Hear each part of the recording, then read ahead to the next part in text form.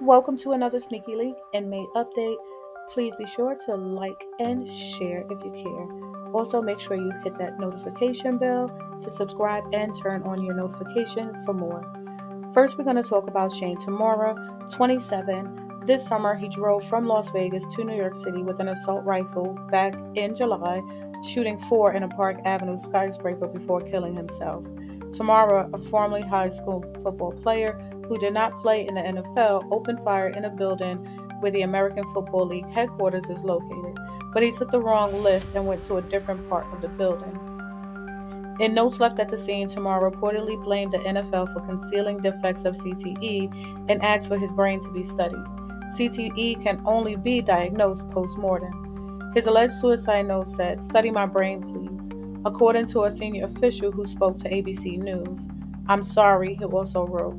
New York City's chief medical examiner said the shooter's autopsy confirmed that he did have low-stage CTE and the diagnosis was unambiguous.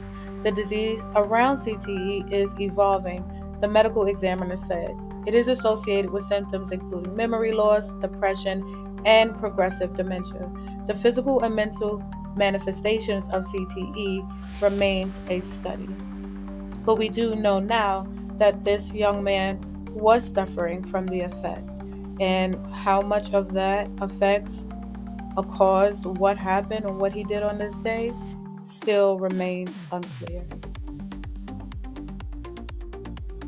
Next up, we're going to be discussing Devyn Michaels. Devyn Michaels decapitated the father of her children and put his head in the trash. More than a year after the unalivement, she recently pleaded guilty to second-degree unalivement. Jonathan James Willett's mother made the horrifying discovery of her son's headless body in his Nevada home. His corpse was surrounded by toxic fumes from a dangerous mixture of bleach and ammonia, adding to the grim scene where she found her lifeless son wrapped up in blankets and bloody. She called the Henderson Police Department just before 9 a.m. on August 7, 2023, reporting she found her son unalived at his residence on the 2000 block of Pauladura Drive. Second-degree unalivement is an intentional killing that was not premeditated or planned in advance. It differs from first-degree murder, which involves deliberate planning and intent to kill. In a second-degree murder, the act is still intentional, but it occurs in the heat of the moment, often due to strong emotions or during another crime without forethought. The court will sentence Michaels on October 31st in Clark County, Nevada, as she is expected to become eligible for parole in 15 years. We will be reporting live from the courthouse for updates on her sentencing day. Please like, share, and subscribe for more. Next, I would like to introduce you to Yusuf Khalid Mosley, a veteran that is gone too soon. A 34-year-old man faces open murder charges following a fight in a parking lot that turned deadly, according to police.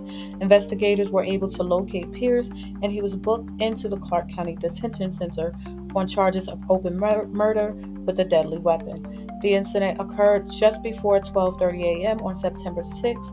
Police were called to the 4500 block of Paradise Road, near the intersection of Harmon Avenue and Paradise Road, east of the Las Vegas Strip, where they found Yusuf Khalid Mosley stabbed. He was pronounced dead at the scene.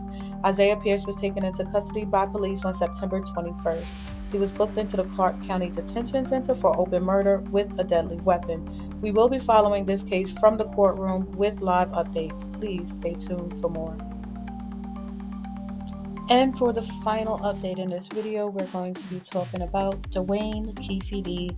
Davis, the person who has just been indicted for the murder and unalivement of Tupac Shakur.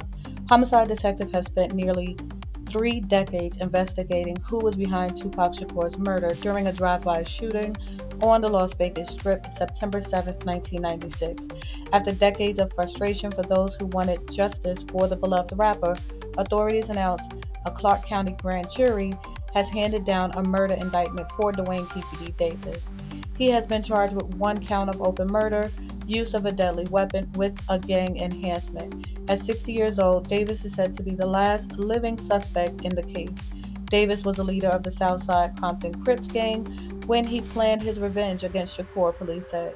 In 2019, he released a tell-all memoir called Compton Street Legend. 3 other men believed to be in the white Cadillac the night of Shakur's shooting have died. On the night of the shooting, Shakur and the members of his entourage came to attend the Mike Tyson fight at the MGM Grand Arena.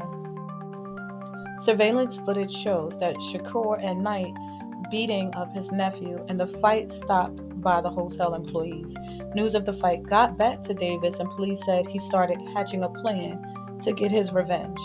I have been following this story for years, and I created a full documentary of some of the major counts that contribute to this case. Please take a look at the full playlist for more information. We will be live in court for this hearing, as promised since last year. We hope to see the Shakur family and friends finally get justice. Thank you all for joining me on this journey. We will be in court starting this week with more updates. Please continue to create with care, share with good intentions, subscribe with high expectations, and like with love. Yours truly, Sneaky.